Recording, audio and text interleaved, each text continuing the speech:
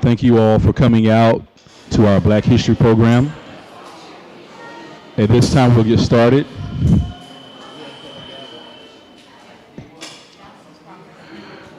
At this time, we're going to get started with our Black History program. Asking everyone to please stand for the presentation of colors and the national anthem sung by our very own Johnny Pratt.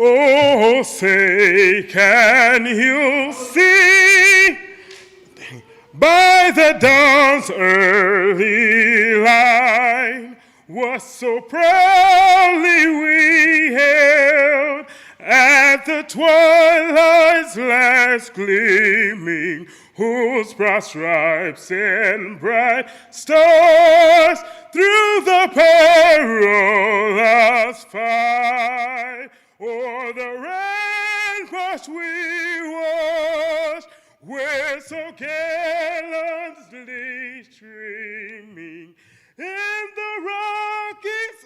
Hold on, I'm so sorry. The bursting in air gave proof through the night that our flag was still there. Oh, say does their star-spangled banner yet wave o'er the land of the in the home of the brave.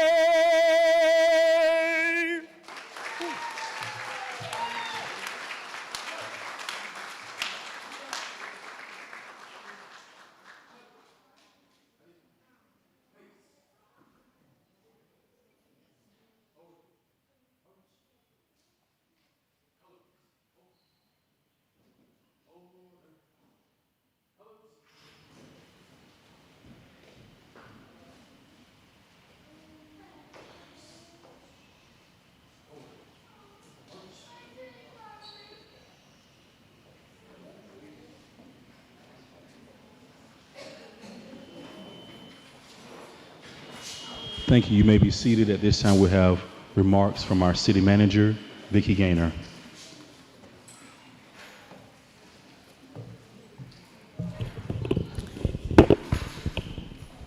First, let me say welcome.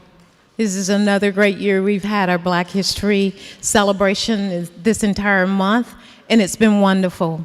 And so we want to thank you all for coming. Before I go any further, hey, can we turn the air down just a little bit? It's a little warm in here. Okay? Yes, thank you. I think that was part of Johnny's, is that he was sweating. But he's a great singer. He is our own. He works for Public Works, and so I want to tell Johnny, thank you.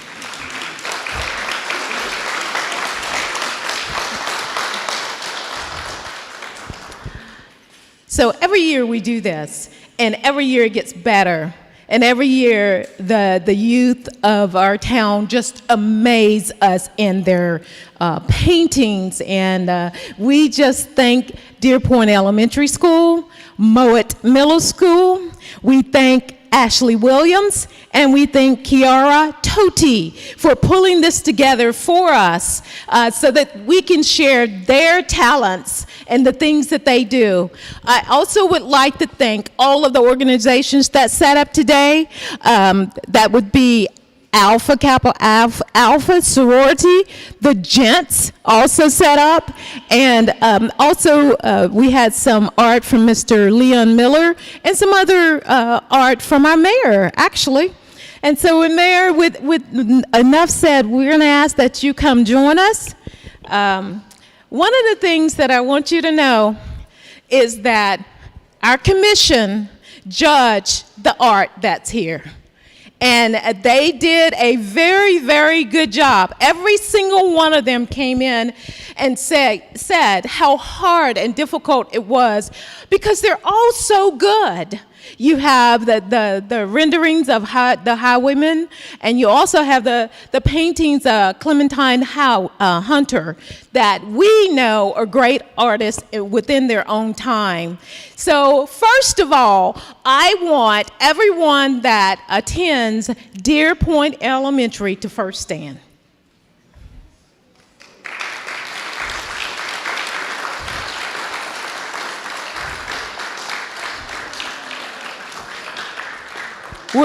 We're going to get a picture of everyone in just a few minutes, but I just wanted to recognize you. And then everyone that attends Mowat Middle School, we know how middle schoolers are. They don't always like to be recognized. But if you're here from Mowat, please stand. Woo!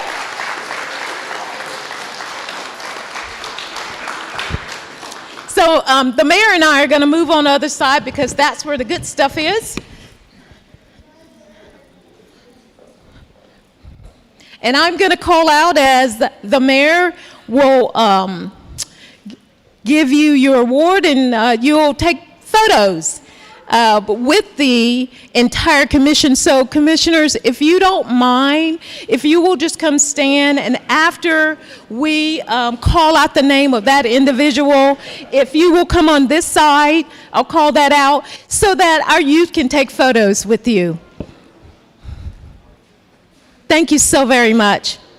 So we had 4 categories, and our first category was the most creative, or the originality of the painting. There is a first and a second and third place in each category. So third place goes to Isabella N. Isabella N. Is she here? Nope. Second place goes to Laban H. Where's Laban? Where's Laban?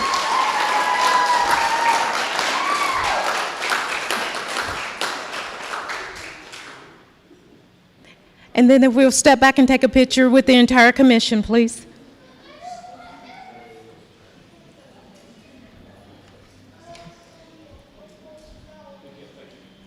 Congratulations. And first place goes to Naomi Lau. Is Naomi here? No? No, okay. Now, the next category was the most artistic composition or design. For a third place goes to Brinley. And I'm not sure what Brinley's last name was, but I think she is from Mowat Middle School. Yes. Okay. And we have some other parents coming in, and I'm going to wait till these parents come in. So if we call your names, come on in. We'll make sure we get you in photos. Second place goes to Kira G. Kira.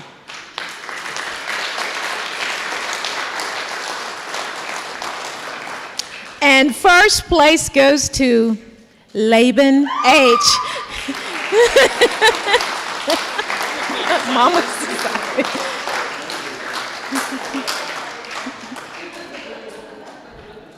And Laban, if you'll step over and take it with the commissioners.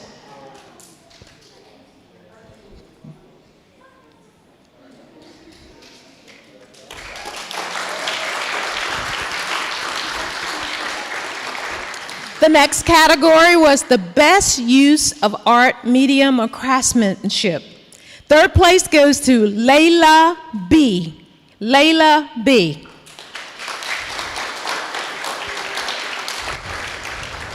Second place goes to Kira G.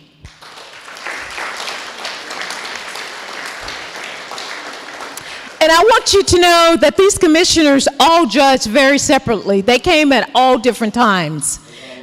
That's exactly right.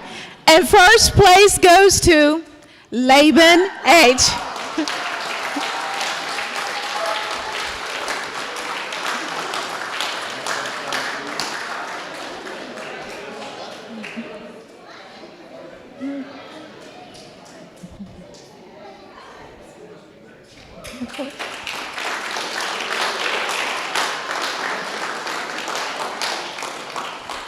This is what it's all about. Lastly, overall best in show.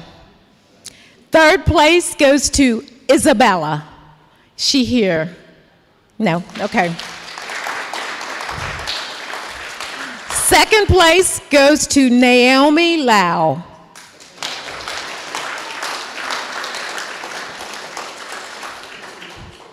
And first place goes to, who do you guys think? Laban H.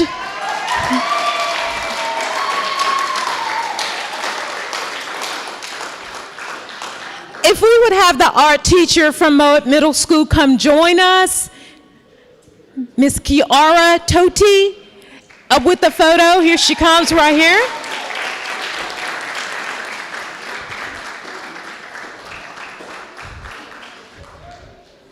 Any other students from Mowat Middle School? No. Okay. Now, all the students from Deer Point Elementary School, please stand and come and stand in front of the commissioners along with your art teacher.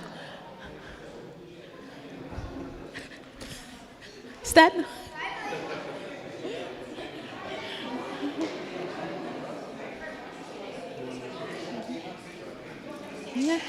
If someone, yes, you can, there you go.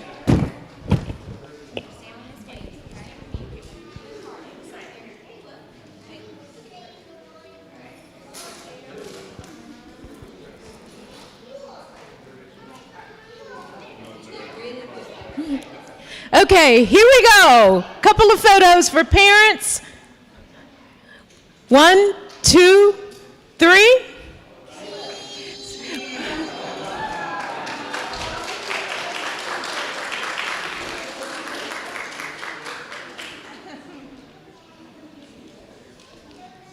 We got them all?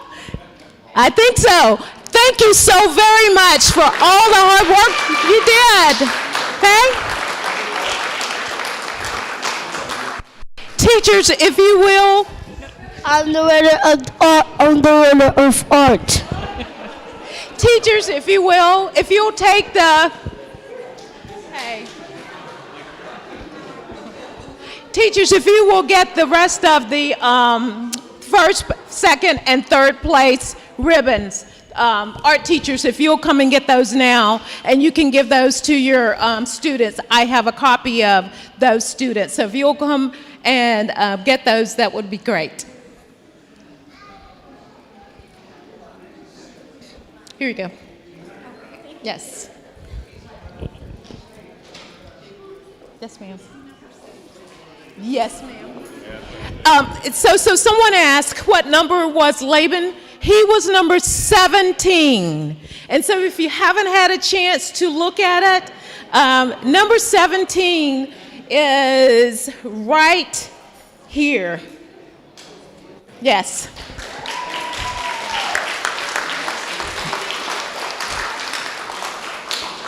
We also have an original highwayman portrait painting that Attorney Cecile Schoon allowed us to borrow. So it sits right here. If you want to see some of the artwork in its original form, that is it. Thank you so much, Cecile Schoon.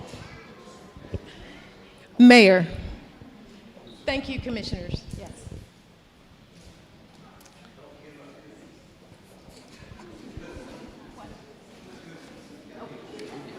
Please make sure you get cookies before you leave. There's plenty of them.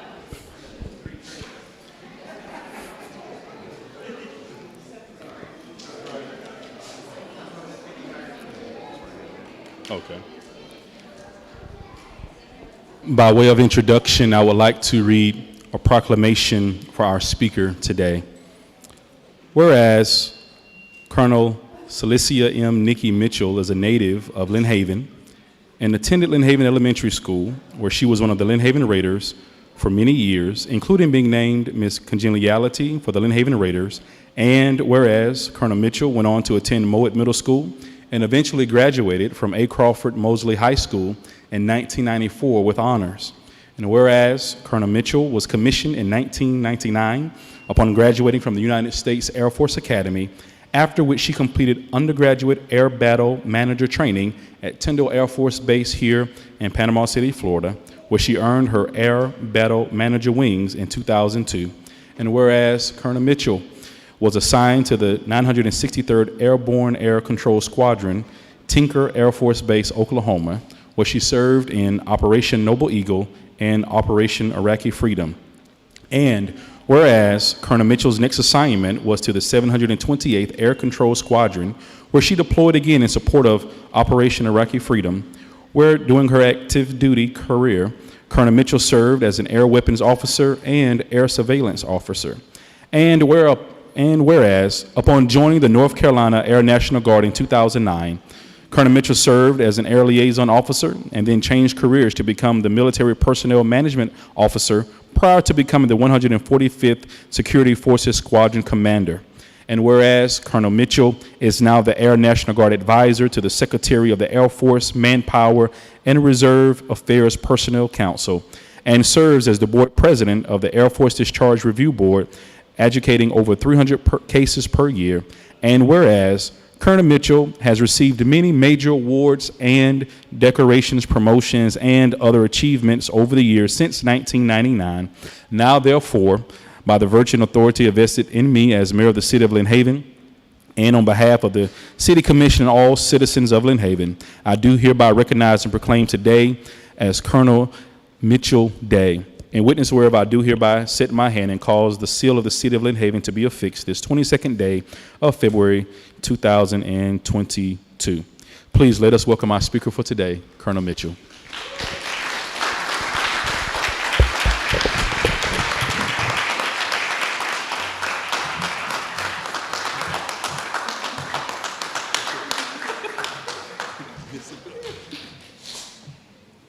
Thank you all so much, and thank you, Mayor. Thank you for the wonderful proclamation.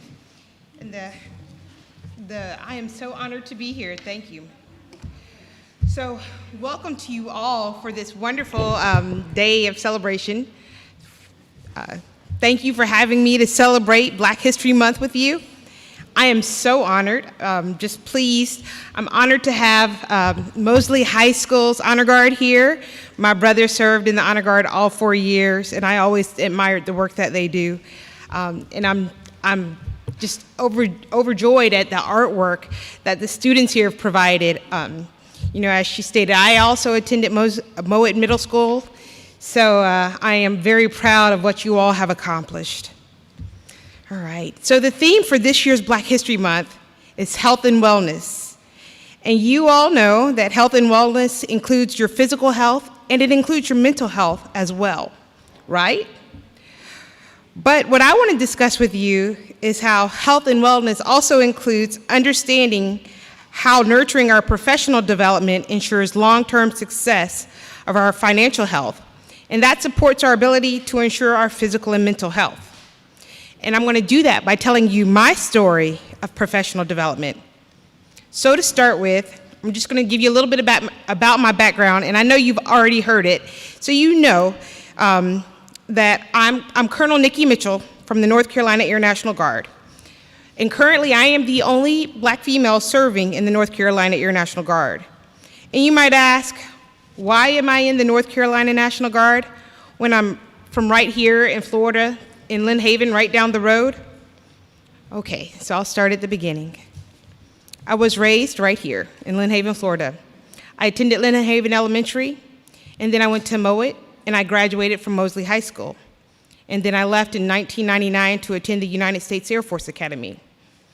After I spent 8 years serving on active duty, I decided that I needed a change. So I left the active duty Air Force and worked as a manager in a warehouse in North Carolina. But then fate determined that my military career was not over. So then when the recruiter from the North Carolina National Guard came and asked me if I wanted to join because they needed someone who had my skills, I considered joining and I signed up. And I've been serving in the North Carolina National Guard ever since. So that was the path that got me to the place I am now. But let me tell you about the journey. And that's where my learning and my growth happened. I sought the opportunities that would provide me growth and development to establish a long-term path to success.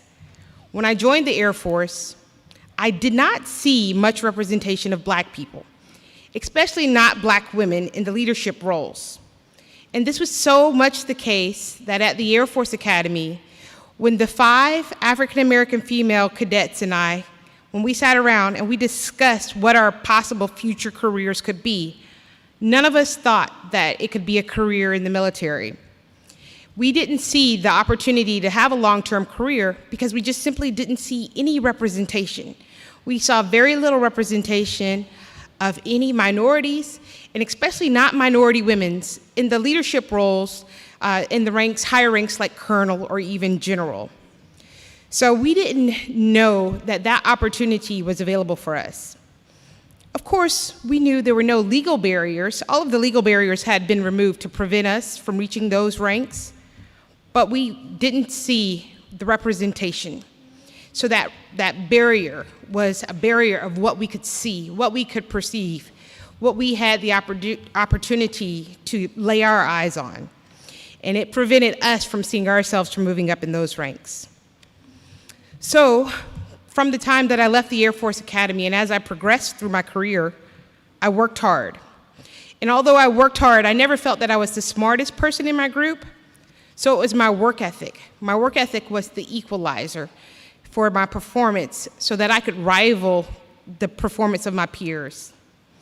But I didn't know that my work ethic was something that stood out from anyone else. I never thought that I was the one who stood out from the rest.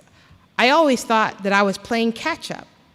And so I knew I would get overlooked when I was standing next to my male peers, and mostly because the environments we worked in, the environments included flying airplanes, radar communities, highly technical environments. I was typically the only female and often the only African American who would be amongst my group of peers. But I continued to work hard, and through my hard work, my performance started to get recognition. And as I started to get accolades, those accolades started with simple statements such as, "Great job," or "That's the best I've ever seen anyone do that."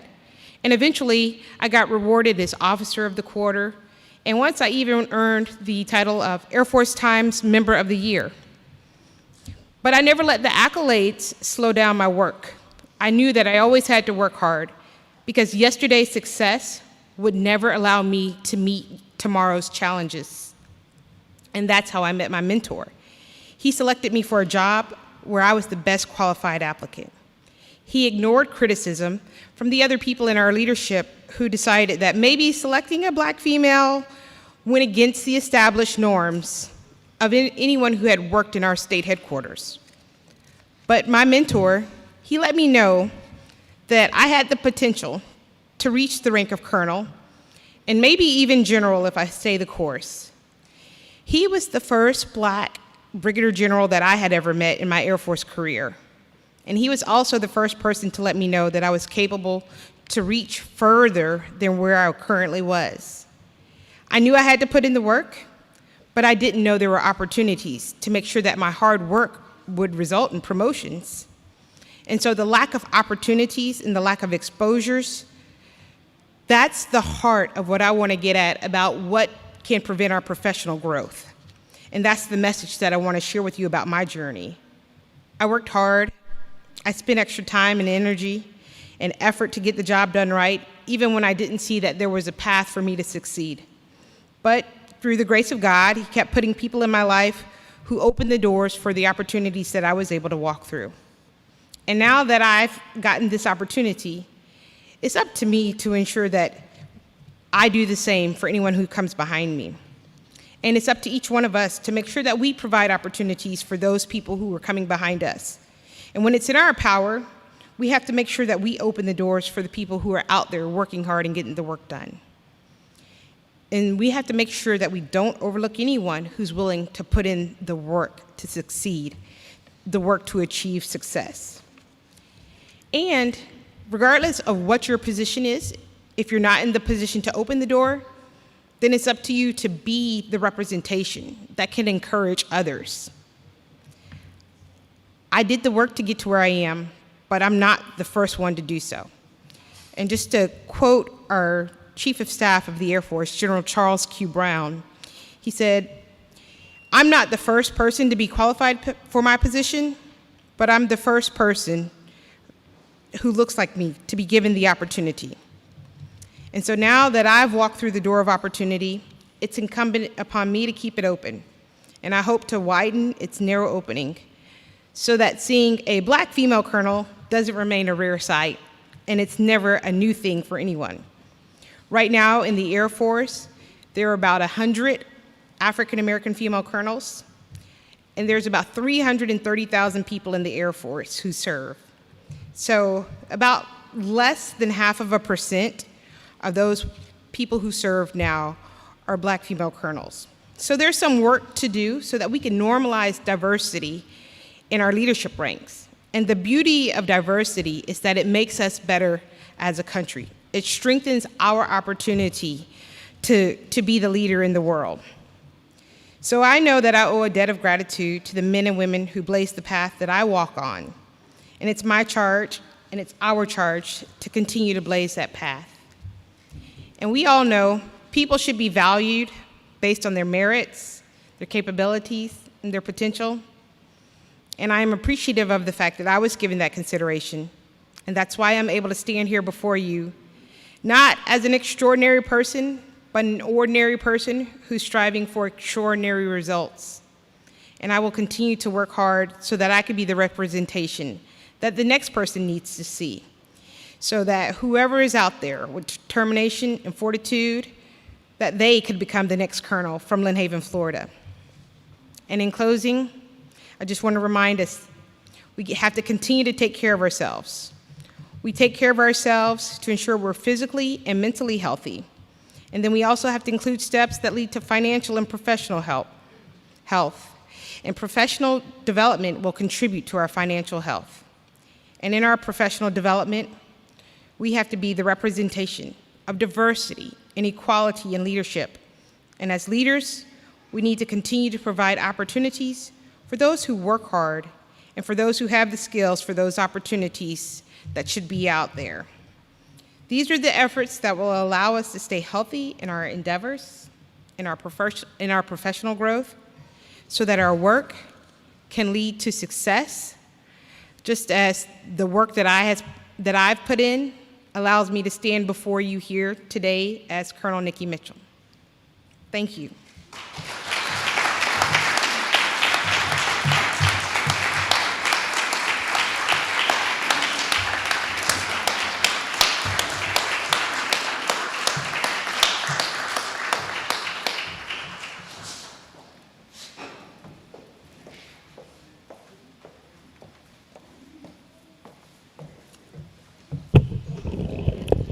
I have to tell you a story. I've known her since she's been about 5 years old here, and her mom lives in Lynn Haven, and they've grown up here. Lynn Haven is a great place to live. We have so many great things happening here, and when I saw this come across my feed, I thought, what a great opportunity, how a great opportunity to celebrate Black history than one of our own that is growing up here. So I really, really appreciate that. Someone asked me if there was an opportunity to at least ask you a few questions, and I said, absolutely. I'm sure she would not mind that, and they may be gone, but I'm going to give you the mic, and if there's a question that you want to ask Colonel Mitchell, you can do so now. Anyone? I think they're gone. Questions? No? Okay. We really appreciate you coming out to our celebration. Again, I want to thank our commissioners for doing a great job of choosing and selecting and the winners. I know it wasn't an easy task, but I'd like to put it off on them instead of me, because they'll get the feedback more than anything. I also want to thank, again, Deer Point Elementary, and I want to thank Mowat Middle School for always taking a part in these types of celebration. There are plenty of cookies for our kids. We did this for our youth because parents, you take the time to come here and celebrate with us. Matter of fact, before we close, and I usually do this, all the parents of students that came out today, would you please stand? Mom, we don't know you right here, right?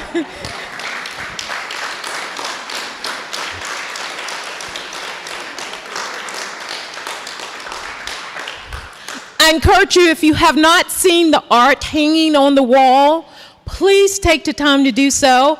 Have some cookies, have a chat with some people next to you, and commission meeting will start at 5:30 p.m., okay?